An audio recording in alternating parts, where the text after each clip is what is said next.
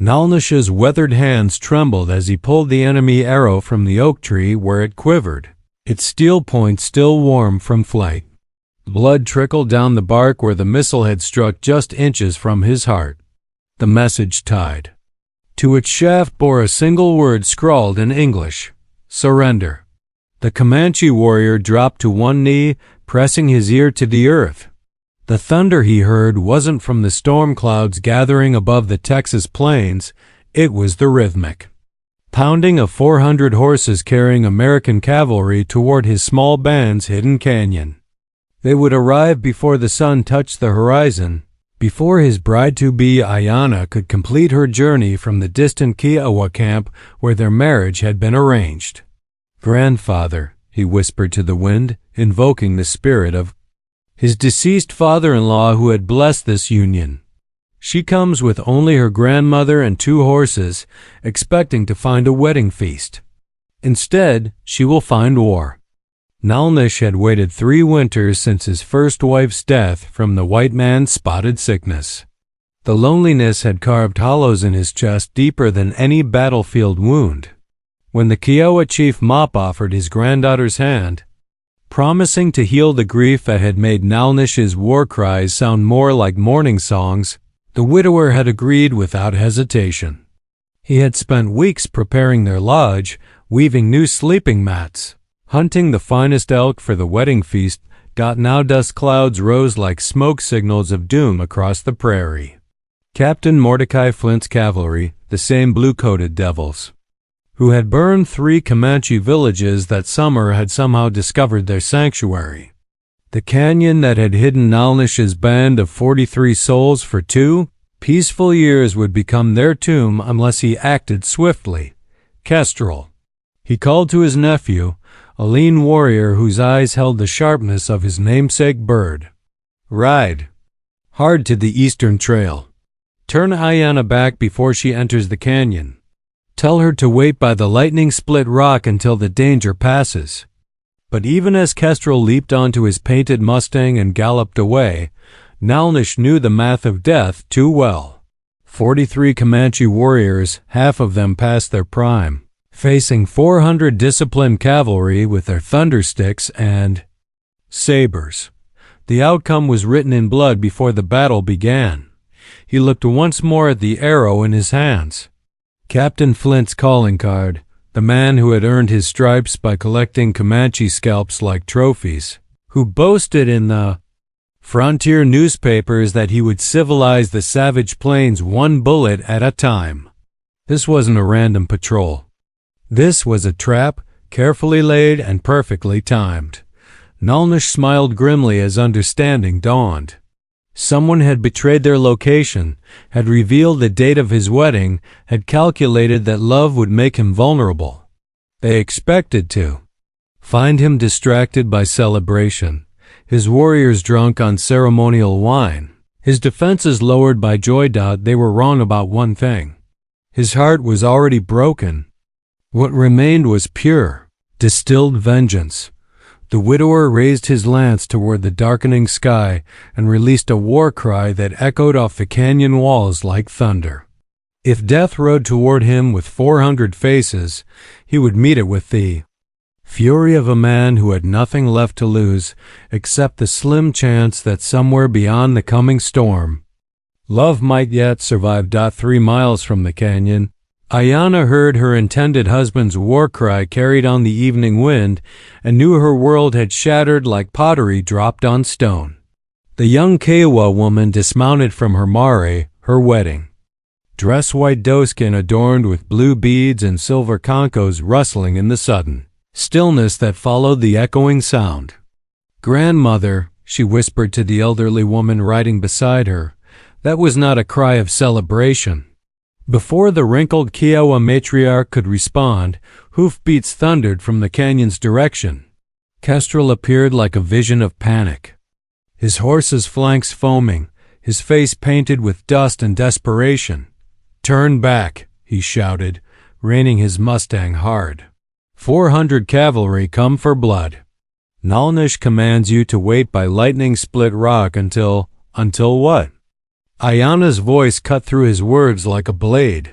Until I become a widow before I am a wife?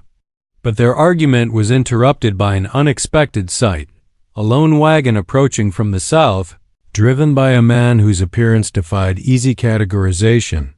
He wore the clothes of a frontier merchant, dusty brown coat, wide-brimmed hat, but his face bore the copper skin and sharp features of mixed blood. Cherokee, perhaps, or Creek. A man who walked between worlds. "Friends," the stranger called. As he drew near, "I am Sequoia Brass, trader in goods both common and rare. I could not help but overhear your predicament." His English was crisp, educated, but underneath lay the cadence of older tongues. 400 cavalry, you say? Against. How many?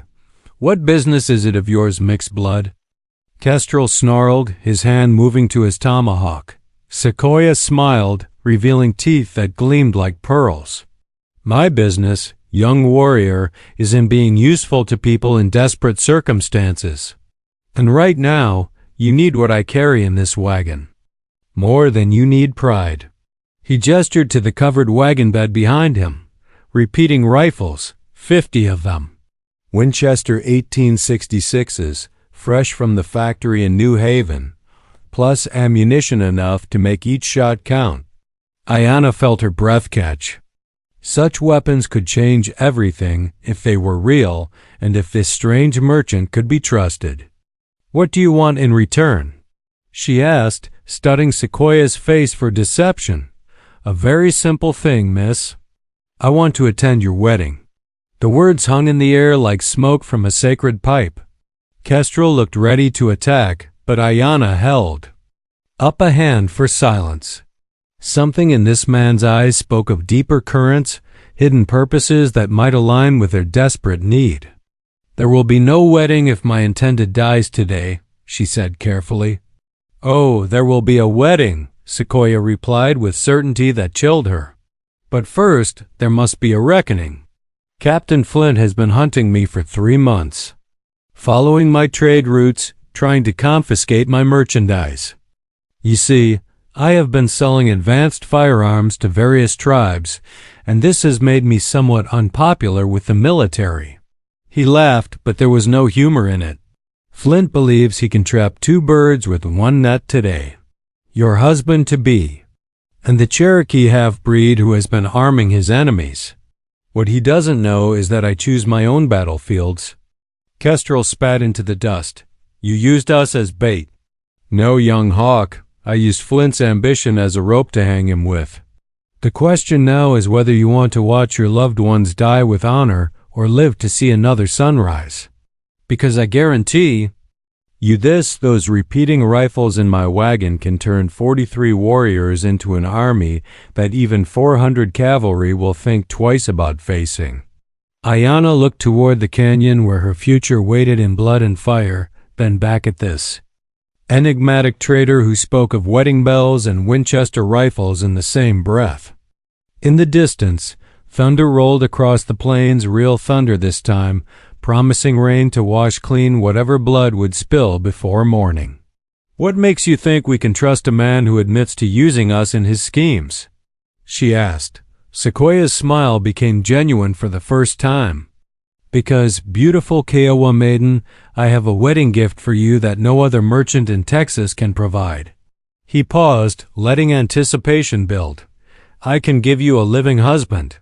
Captain Mordecai Flint raised his spyglass as the first raindrops began to fall, cursing the approaching storm that would complicate his carefully planned assault. Through the lens, he could see smoke rising from the Comanche camp, cooking fires being hastily extinguished, warriors taking positions among the rocks. What he couldn't see was the panic he'd expected. Instead, the enemy movement looked organized, purposeful. "Something's not right, Captain," muttered Sergeant Pike, a grizzled veteran whose instincts had kept him alive through a dozen Indian campaigns. "They ain't scattered like spooked rabbits. They're forming up like they mean to fight." Flint lowered the spyglass, rainwater streaming from his hat brim. 400 cavalry should inspire terror in any rational enemy, but the Comanche had never been accused of being rational. Still, 43 warriors against his overwhelming force should result in a quick massacre, not a prolonged battle. Perhaps. They've chosen to die with dignity, Sergeant. It changes nothing. We advance at my signal. But even as he spoke, Flint felt unease creeping up his spine like cold fingers. His Cherokee scout, a broken-down drunk named Waddy, had vanished 3 days ago, disappeared without explanation or trace. The intelligence about this hidden canyon had come from Waddy, along with news about the Comanche wedding that would make the warriors careless and vulnerable. Now, Flint wondered if he'd walked into a trap of his own making. Meanwhile, in the canyon below, Nalnish knelt beside the crate of Winchester rifles that Sequoia Brass had delivered just as the rain began. Each weapon was a masterpiece of American engineering, capable of firing 16 rounds without reloading. In the hands of his best warriors, they would be devastating. You ask no payment for these? Nalnish questioned the mixed-blood trader, suspicion evident in his voice. My payment comes later, Sequoia replied cryptically. He had shed his merchant's coat, revealing a warrior's build beneath the civilized clothes. For now, let us focus on survival. Your bride waits at Lightning Split Rock with her grandmother. If we fail here, Flint's cavalry will hunt her down like a wounded deer. The words struck Nalnish's heart like arrows. Everything he had built, the careful negotiations with the Kiowa chief, the promise of new life after years of mourning, the hope that love might bloom again in soil watered with too much blood, all of it balanced on the edge of the next few hours. Kestrel, he called to his nephew, who was distributing ammunition among the warriors. Take 10 men and circle behind the cavalry positions. Wait for the thunder, real thunder, not gunfire, then strike their horses. Panic their mounts and we split their force in half.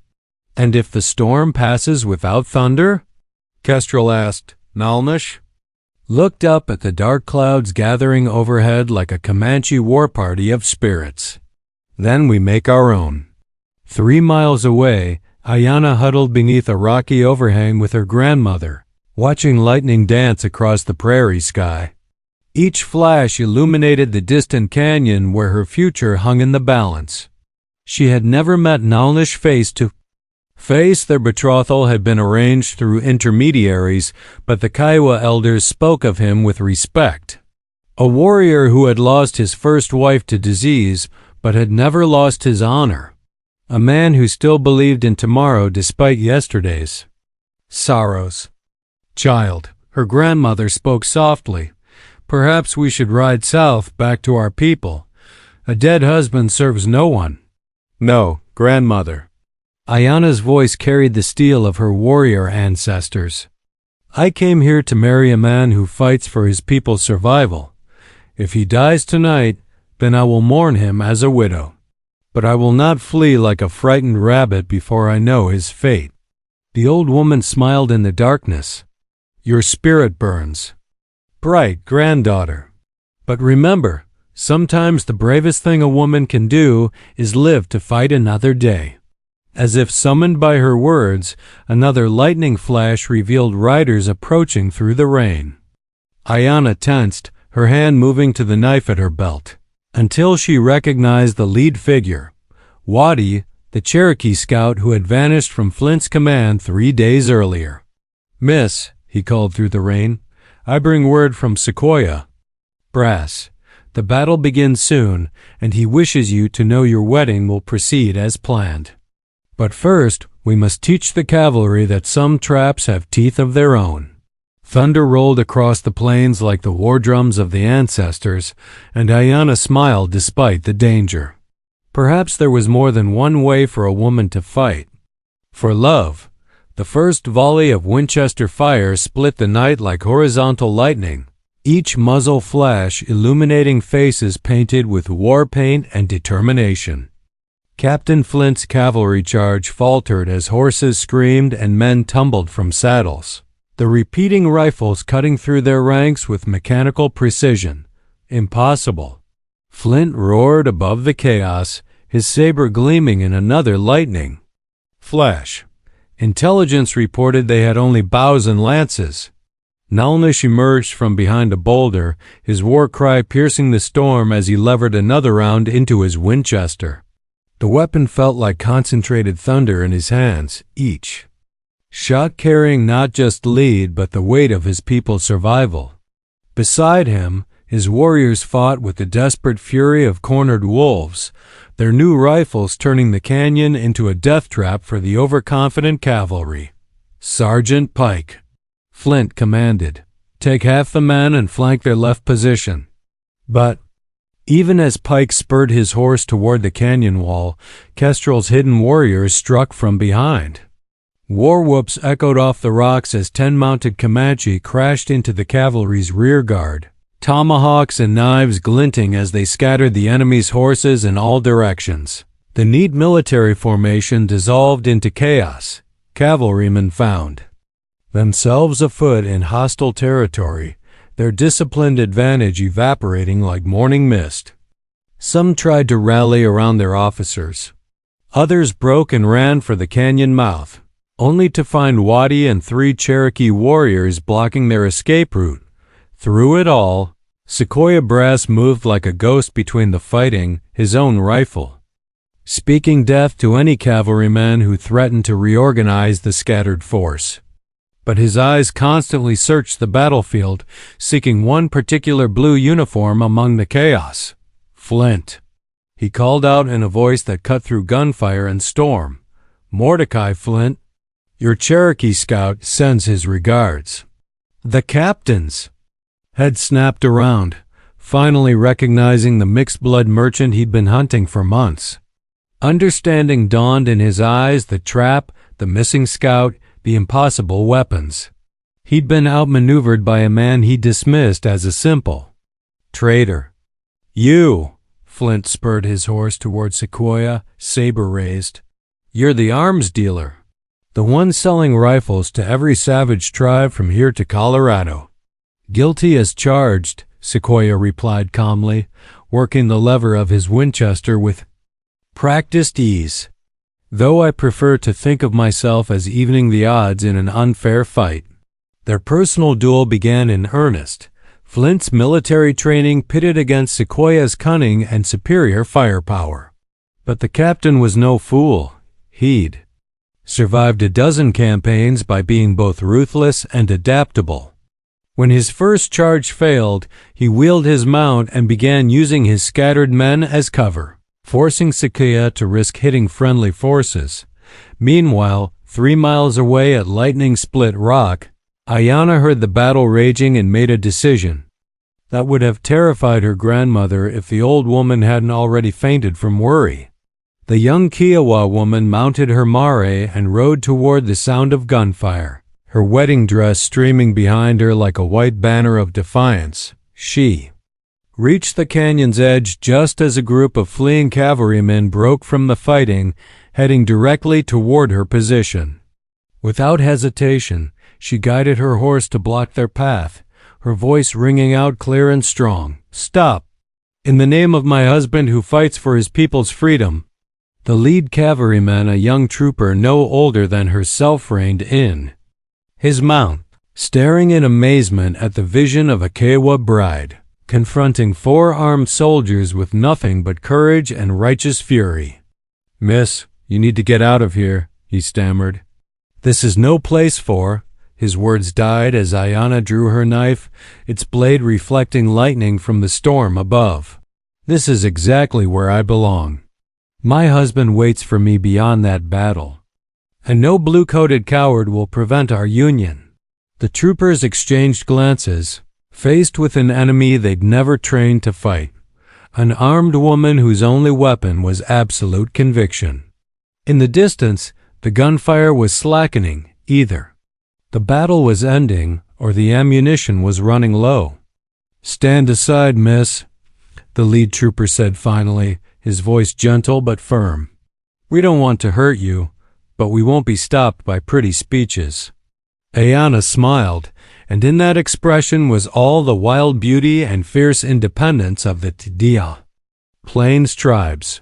Then you'll have to kill me first, because I am already married in my heart, and widowhood begins only when hope dies.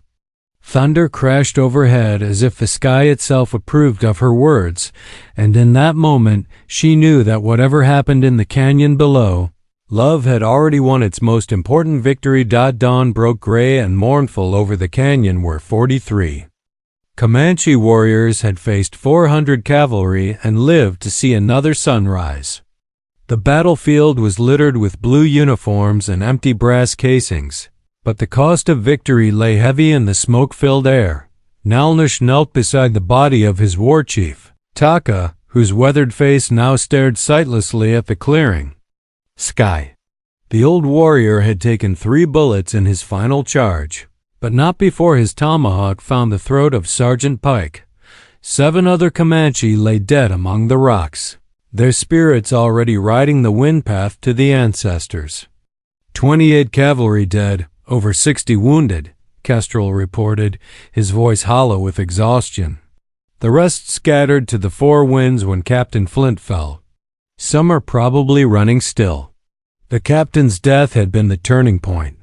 Sequoia Brass had finally cornered the man who'd been hunting him for months, and their final confrontation had been swift and brutal. Flint's saber lay broken beside his body, while Sequoia's Winchester had spoken the last word in their deadly conversation. And our mysterious arms dealer? Nalnish asked, though he could guess the answer from his nephew's expression. Gone with the dawn mist. Left behind a note saying his business here was finished. Kestrel held up a piece of paper. Also a bill of sale for the rifles, marked paid in full. Nalnish took the document, studying the elegant handwriting that declared the Winchester rifles and ammunition to be the property of the Comanche band in perpetuity, with the compliments of Sequoia Brass, dealer in justice. At the bottom was a postscript that made the widower's heart skip. The bride waits at Lightning Split Rock. Don't keep her waiting too long. She's already proven she's willing to fight cavalry for you. The walk to Lightning Split Rock felt longer than any war trail Nalnish had ever traveled. His wedding clothes, the ones he'd carefully prepared for this day, were torn and blood-stained. His hands shook not from fear but from the realization that in a few moments he would meet the woman who had agreed to share his uncertain future. He found her sitting in the morning sunlight, her white doeskin dress somehow still pristine despite the night's chaos. Her grandmother dozed nearby, while Ayana herself watched the canyon mouth with eyes that missed nothing. When she saw him approaching, she rose with fluid grace that reminded him of a deer drinking from a clear stream. "You're late," she said simply, her voice carrying just a hint of humor. A bride should not be kept waiting while her husband plays with soldiers. Nalnish stopped 3 paces away, suddenly uncertain. What did he know of this woman beyond negotiations and tribal politics? What did she know of him besides his reputation and his grief? "I am sorry," he began formally. "The morning has been filled with death and victory," she finished for him. "I know. I stopped 4 fleeing cavalry from escaping. They seemed surprised that a woman would fight for her husband's honor." She stepped closer, and he could see that her dark eyes held depths like still water, calm on the surface but hiding currents of strength and intelligence. "My name is Ayana, which means eternal blossom in my grandmother's tongue.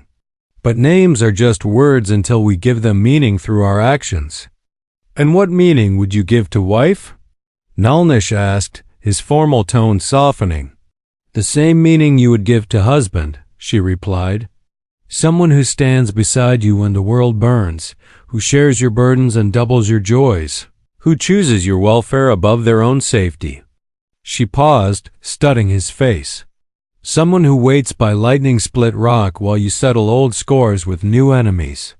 For the first time in 3 years, Nalnish felt the ice around his heart beginning to crack.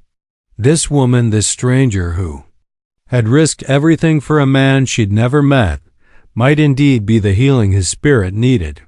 "Then let us be married," he said, extending his hand. "But know this, Ayana, who means eternal blossom, I cannot promise you peace. My people are few, our enemies many. The cavalry will come again." She placed her small hand in his calloused one, and the touch sent warmth racing through his veins like spring water after a long winter. "I didn't come here for peace, husband. I came here for you." By midday, the canyon had been transformed from a battlefield into a place of celebration. The Comanche dead had been honored with proper ceremonies, their spirits sent west on trails of smoke and song, while the surviving warriors worked with quiet efficiency to prepare for the wedding feast that would sanctify hope over despair. Nalnish stood beside the sacred marriage lodge that his people had constructed in the space of 3 hours, a framework of willow branches covered with buffalo hides painted with symbols of protection and fertility. His wedding clothes had been cleaned and mended by the elder women, who muttered approvingly about a warrior who could attract a bride willing to face cavalry for him. "Nervous?" Kestrel asked, approaching with a cup of ceremonial wine made from fermented berries and prairie herbs. "Terrified," Nalnish admitted, accepting the drink but not yet tasting it. "I knew my first wife for 2 summers before we married. This woman I have spoken to for less than an hour. Yet she stopped armed soldiers to defend your honor," his nephew pointed out.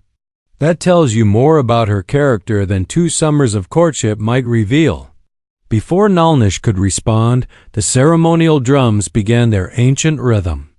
The wedding procession was beginning, led by Ayana's grandmother, who had recovered from her fainting spell and now walked with the dignity of a tribal matriarch. Behind her came Ayana herself, no longer wearing her travel-stained wedding dress but instead clothed in a magnificent outfit that must have been packed carefully in her horse's saddlebags. The ceremonial robe was crafted from white elk hide, so perfectly prepared it seemed to glow in the afternoon light.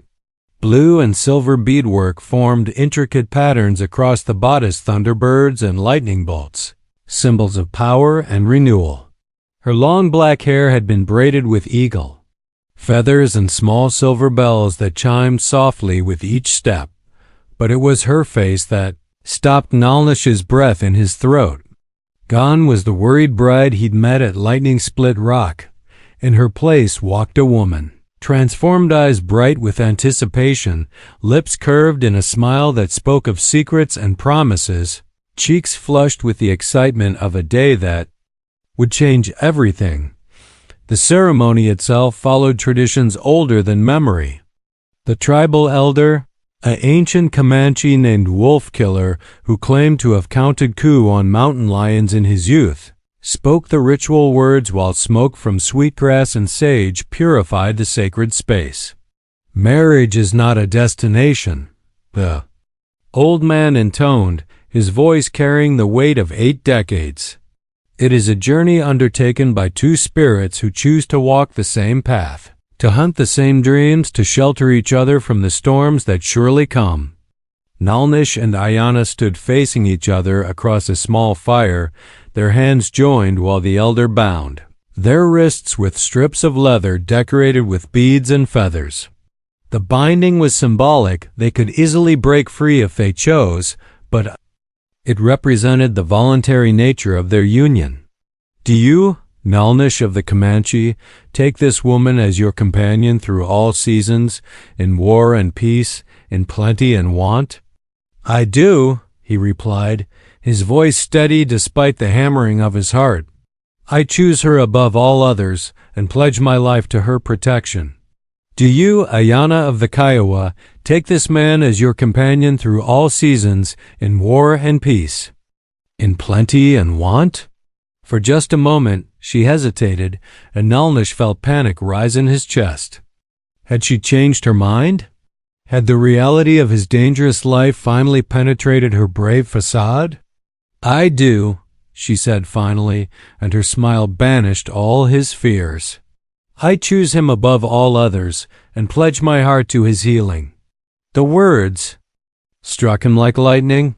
Not just my life to his protection as tradition demanded, but my heart to his healing. She had seen through his warrior's mask to the wounded soul beneath, and had chosen to bind herself to his recovery rather than simply his survival.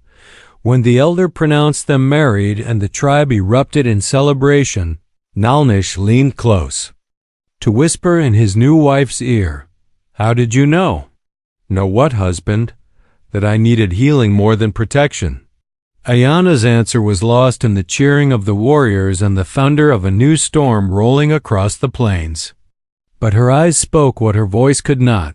Some truths require no explanation, only recognition. As the wedding feast began and the canyon filled with laughter for the first time since the morning's battle, neither bride nor groom noticed the Padilla lone figure watching from the distant ridgeline. Sequoia Brass, still mounted on his trader's wagon, observing the celebration he had made possible through his deadly intervention. The arms dealer smiled, touched his hat brim in a gesture of salute, and disappeared into the afternoon haze like a spirit who had completed his appointed task. 3 months later, as autumn painted the Texas plains in shades of gold and crimson, Ayana stood outside the lodge she now shared with her husband, grinding corn for the evening meal while humming a Kiowa lullaby her grandmother had taught her. The domestic scene was peaceful, but her eyes constantly scanned the horizon, a habit developed during weeks of cavalry patrols searching for the survivors of Captain Flint's disastrous expedition. "Still watching for bluecoats?" Nalnish asked, emerging from the lodge with his bow and a quiver of arrows. The hunt would provide fresh meat for winter, but more importantly, it gave him time to think about the changes that had transformed his life since their storm-blessed wedding. "Always," Ayana replied, not pausing in her work, but also watching for the migrating geese, the color of the grass, the way the wind carries news from distant places. "A warrior's wife learns to see everything, husband." He moved behind her, placing his hands gently on her shoulders. 3 months of marriage had taught him that his bride possessed not only courage, but a keen intelligence that complemented his own tactical instincts. During the recent cavalry searches, her suggestions about hiding places and escape routes had proven invaluable. "The scouts report no military activity for 2 weeks," he said, kneading the tension from her muscles. "Perhaps they've finally given up the hunt. Or perhaps they're planning something larger." Ayana leaned back against his chest, savoring the warmth of his embrace. Sequoia Brass left word with the Kiowa traders that more tribes are being armed with repeating rifles. The army won't ignore that threat much longer. It was true.